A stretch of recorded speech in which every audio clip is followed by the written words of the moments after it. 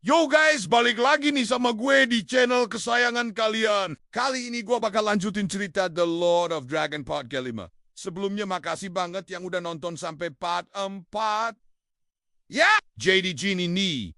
Setelah Raja Naga Merah berhasil ngalahin pasukan kegelapan di Battle of Crimson Valley, tahu-tahu muncul masalah baru yang bikin kita semua geleng-geleng kepala. Ternyata Raja Naga Putih yang selama ini jadi sekutu, diam-diam udah kena pengaruh Dark Magic dari Crystal of Shadow. Bayangin aja, Raja Naga Putih yang tadinya cool dan bijaksana, sekarang jadi power hungry abis. Dia mulai ngehasut para naga-naga muda buat memberontak. Katanya sih pengen bikin New Dragon Order yang lebih keren. Padahal mah, itu cuma akal-akalan dia aja buat ngambil alih tahta. Nah, Raja Naga Merah yang udah capek abis perang, sekarang harus mikir keras gimana cara nyelamatin sahabatnya ini. Apalagi Crystal of Shadows ini bukan sembarang crystal. Ini tuh artefak kuno yang konon katanya dibuat sama The First Dragon sendiri. Situasi makin runyam pas Ancient Guardian of the East memutuskan buat turun tangan. Mereka ngirim pasukan elit mereka, The Storm Riders,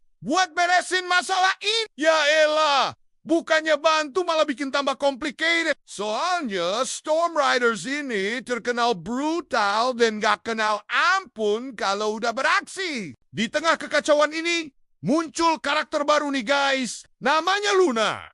Si naga muda yang punya kemampuan ngelihat masa depan. Dia bilang kalau Crystal of Shadows gak dihancurin dalam waktu 7 hari, bakal ada bencana yang jauh lebih parah dari Great Dragon War.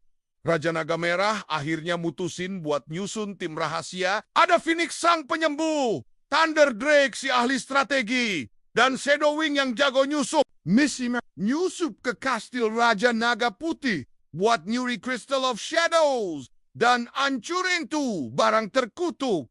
Tapi wait, there's more. Ternyata ada pengkhianat di antara mereka. Ada yang diam-diam ngasih info ke Raja Naga Putih. Yang bikin tambah seru, Raja Naga Putih udah nyiapin jebakan yang super complicated. Dia masang barrier magic di sekeliling kastil, terus manggil Ancient Worms buat jaga kristalnya. Sementara itu, Storm Riders sudah mulai gerak. Mereka gak peduli sama rencana apapun, dan langsung aja nyerang kastil dari berbagai arah.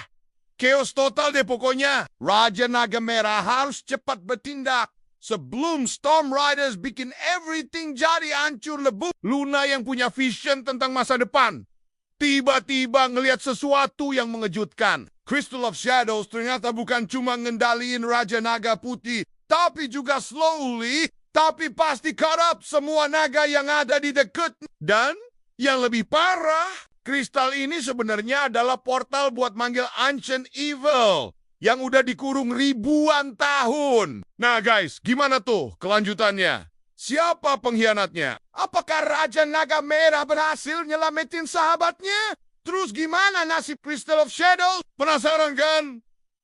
Yo guys, balik lagi nih sama gue di channel kesayangan kalian. Sebelum kita mulai, jangan lupa like, subscribe, dan share video ini ke teman-teman kalian ya. Nah, di episode sebelumnya, kita udah lihat gimana sengitnya pertarungan antara Raja Naga Merah dan para pengikut setia Crystal of Shadows. Tapi siapa sangka, ternyata ada pengkhianat di antara mereka. Setelah penyelidikan panjang, akhirnya kebongkar juga nih. Siapa dalang di balik semua kekacauan ini? Ternyata Kapten Markus, orang kepercayaan Raja Naga Merah selama bertahun-tahun, adalah mata-mata dari kerajaan kegelapan. Dia udah nyusup dan nunggu waktu yang tepat buat nyuri Crystal of Shadow. Raja Naga Merah yang shock sama pengkhianatan ini langsung ngumpulin pasukan elitnya dengan bantuan Putri Aurora dan para penyihir bijak. Mereka nyusun strategi buat nyelamatin Crystal of Shadows yang udah dibawa kabur sama Kapten Markus ke Menara Kegelapan. Pertarungan epik pun terjadi di Menara Kegelapan. Raja Naga Merah terbang menerobos ribuan prajurit kegelapan. Sementara Putri Aurora pakai sihir cahayanya buat ngelindungin pasukan mereka. Tapi waktu udah hampir mencapai puncak menara, tunggu Gue nggak bisa certain semuanya sekarang. Yang pasti nasib Crystal of Shadows masih belum jelas. Apakah Raja Naga Merah berhasil ngalahin Kapten Markus? Terus gimana dengan ramalan kuno tentang kehancuran dunia?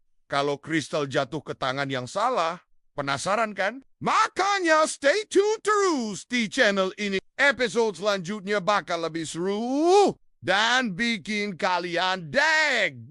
Oh iya, buat yang pengen tahu lebih detail tentang dunia The Lord of Dragon, kalian bisa join komunitas kita di Discord. Link ada di deskripsi box di bawah. Di sana kalian bisa diskusi bareng fans lainnya dan dapat bocoran eksklusif tentang episode selanjutnya. Setelah pertarungan sengit antara Rayhan dan Raja Naga Kegelapan, situasi masih nggak stabil. Para naga kegelapan yang tersisa mulai nyerang kota-kota secara random. Rayhan yang udah capek banget setelah ngalahin Raja Naga harus bangkit lagi buat nyelamatin penduduk. Bro, kita nggak bisa diem aja. Penduduk butuh bantuan kita, teriak Alex sambil ngeluarin pedang cahayanya. Rayhan ngangguk. Lu bener, tapi kita butuh strategi yang beda. Gak bisa pakai cara yang sama kayak kemarin. Di tengah kekacauan, tiba-tiba Sarah datang bawa kabar penting. Ternyata ada ramalan kuno yang nyebutin cara buat ngatasin semua naga kegelapan sekaligus. Caranya adalah dengan ngaktifin kristal cahaya yang ada di 5 titik suci. Guys, gue tahu ini kedengerannya gila. Tapi kita harus nemuin 5 kristal cahaya dan naruh di tempat yang benar. Dalam waktu 24 jam. Kalau enggak, portal kegelapan bakal kebuka permanen, jelas Sarah dengan nafas ngos-ngosan. Tim langsung kebagi jadi 5 kelompok. Rayhan, Alex, Sarah, Maya, dan Kai. Masing-masing mimpin satu tim buat nyari kristal di lokasi yang berbeda. Mereka harus bertahan dari serangan naga kegelapan sambil nyelesain misi ini. Rayhan nemu kristal pertama di Gunung Es Abadi. Di sana dia ketemu naga es yang ternyata bisa diajak kerjasama. Lo, Tau, Gak. Kadang musuh bisa jadi temen kalau kita tahu cara komunikasinya, kata Rayhan sambil senyum. Alex berhasil dapetin kristal kedua dari dasar laut. Dia hampir aja nyerah gara-gara pressure air yang gede. Tapi semangat dari temennya bikin dia kuat. Friendship goals banget dah. Serunya excited. Sarah yang ke hutan mistis malah nemu fakta mencengangkan. Kristal ketiga ternyata ada hubungannya sama nenek moyangnya. Jadi selama ini keluarga gue, dia masih shock sama revelasinya. Maya berhasil ngambil kristal keempat dari gurun pasir setelah nyelesain teka-teki kuno. Puzzle solving skills gue emang gak perlu diragukan lagi, katanya bangga. Yang ke gunung berapi aktif buat ngambil kristal terakhir hampir aja gagal. Tapi berkat bantuan naga api yang dia temuin, misinya sukses. Thanks banget, bro.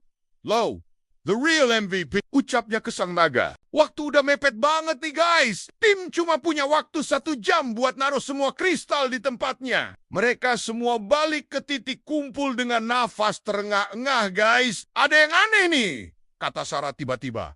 Kristal-kristal ini kayaknya ada yang kurang. Dan bener aja pemirsa, ternyata ada 1 kristal palsu di antara 5 kristal yang mereka temuin. Tapi yang mana? Mereka harus nemuin jawabannya sebelum terlambat. Penasaran kan gimana kelanjutannya? Bakal berhasil gak ya tim Rayhan nemuin kristal palsu dan nyelamatin dunia? Dan siapa sebenarnya yang nyoba ngasih kristal palsu ke mereka? Jawabannya bakal ada di part 6. So, jangan lupa like, comment, dan subscribe ya guys, biar nggak ketinggalan update terbaru dari channel ini. Share juga ke teman-teman kalian yang suka sama konten beginian. Thanks sudah nonton sampai habis. See you di part selanjutnya. Peace out.